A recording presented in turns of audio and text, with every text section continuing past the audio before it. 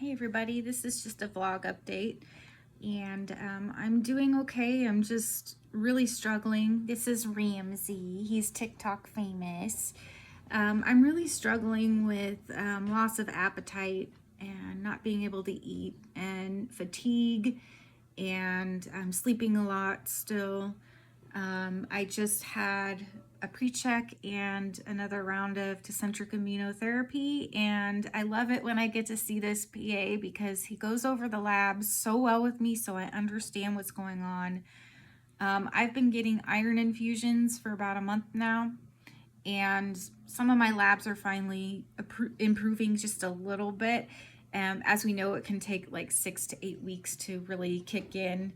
And the hopes are that by next week I'll start to feel a lot better. I've had a few days that have been pretty good, and I've had a good appetite on those days, but most of the time I'm just like, I just don't eat. It's just too hard to eat. I'm not hungry. I don't have an appetite. So hopefully the appetite comes back. He also told me to get back on omeprazole, which I quit cold turkey because I'm worried about my bones, and I am on prednisone that is also bad for your bones long term. And I just kind of freaked out when I saw that on my recent CT scans about my bones changing. And so I forget things. My brain does not work like it used to anymore. And he had to remind me, you're on omeprazole because you're on prednisone. The prednisone causes a lot of acid and can cause ulcers. And the omeprazole is supposed to prevent that from happening. And so when I quit it over a month ago, I've just had acid. It's just been so bad. Everything makes it worse, and that's probably why I don't feel like eating. So he reminded me why I'm on it, told me to get back on it, and I'm just thinking to myself, gosh, I'm such an idiot sometimes. Like, I forget why I'm on these meds, and there is a very important reason. So I'm back on that. I'm starting to feel a little better, but yeah, I'm still needing my 5-hour naps. They tend to happen in the morning.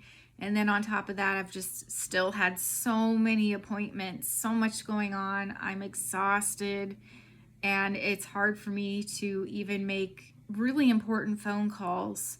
I have somebody in the community, Amanda at Appendix, who has put me in direct contact with 2 teams that are working on Goblet cell, and their teams have been calling me to try to schedule me for consults, and I just haven't even had time to call them back. And so I finally got that done today. I'm just really slow at getting things done and just really, really tired. Like, so tired I can't even get to really important things. I need an assistant. That's something that we don't talk about.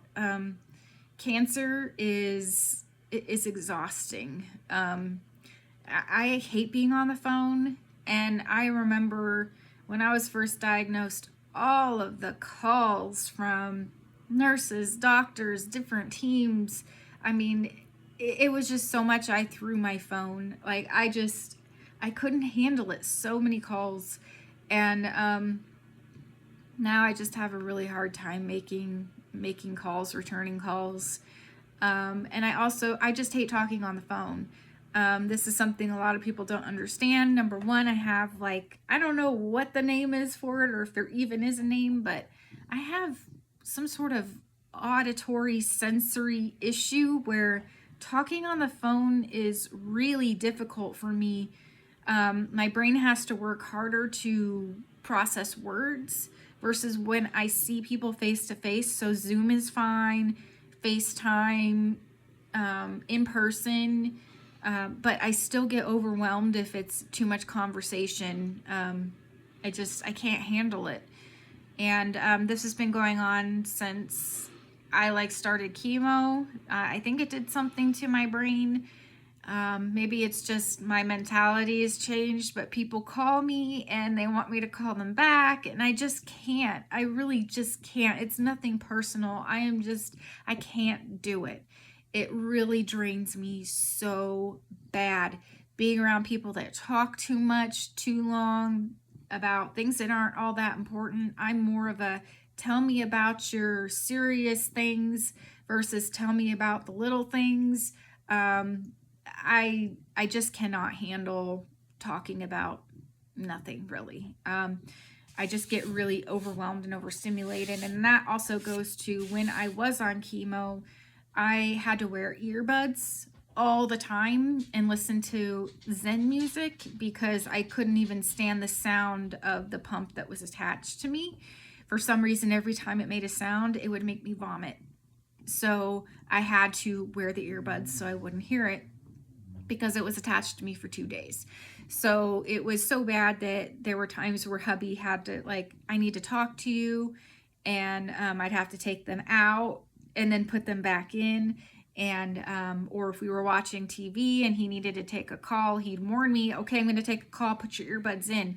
I just, something has changed, so I don't know what it is, but speaking on the phone is so hard for me. And people call me and they don't understand that. I just can't. There's only a few people in my life that I can handle the phone calls with because I'm used to it. But anybody else, it's too much. Even making important phone calls, very hard for me. And being a patient of any kind of disease, I'm sure, is really exhausting, having to deal with all the appointments and all the calls. And anyway, that's a way to help them. If somebody seems overwhelmed and you want to help, not everybody knows what they need, but maybe if you are really close to them and they trust you, you could help them with their appointments and scheduling and stuff because it's so much. But anyway, I'm doing okay. I'm just really tired, still dealing with lack of appetite, and hoping that things will get better next week once hopefully the iron kicks in.